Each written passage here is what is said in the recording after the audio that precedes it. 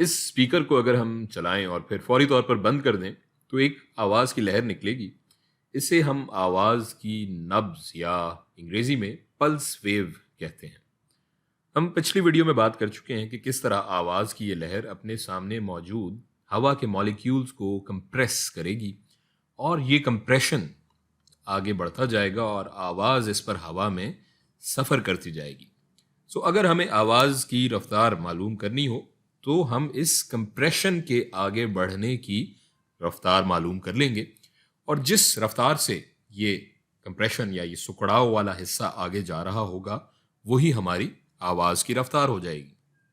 ہم جانتے ہیں کہ غیر مرطوب ہوا جو ہے اس میں ہمارے پاس آواز کی رفتار برابر ہوتی ہے 343 میٹر فی سیکنڈ کے. اب اگر ہمیں ایک repeated simple harmonic sound wave یا سادہ ہم آہنگ آواز کی لہر کی رفتار معلوم کرنی ہو تو ہم اس کا ایک کمپریشن والا حصہ دیکھیں گے کہ وہ کتنی رفتار سے ایک میڈیم میں آگے کی جانب جا رہا ہے. لیکن یہاں ایک چیز یاد رہے کہ آواز کی رفتار ہوا کے مالیکیولز کی رفتار کے برابر نہیں ہوتی. اگر ایک میڈیم میں آواز سفر کر رہی ہے تو اس میں اس میڈیم کے مالیکیولز بھی ارتعاش کر رہے ہوں گے، ان کی بھی ایک رفتار ہوگی، لیکن وہ رفتار آواز کی رفتار سے الگ ہوگی کیونکہ آواز کی رفتار سے مراد اس خلل کی رفتار ہے جو کہ اس میڈیم میں سفر کر رہا ہے.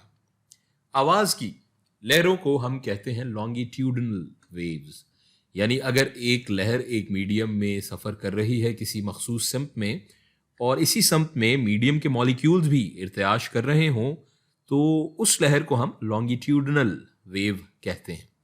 جیسے یہاں ہم دیکھ سکتے ہیں کہ آواز اور ہوا کے مالیکیولز دونوں ہی ہاریزونٹل افقی سمت میں سفر کر رہے ہیں.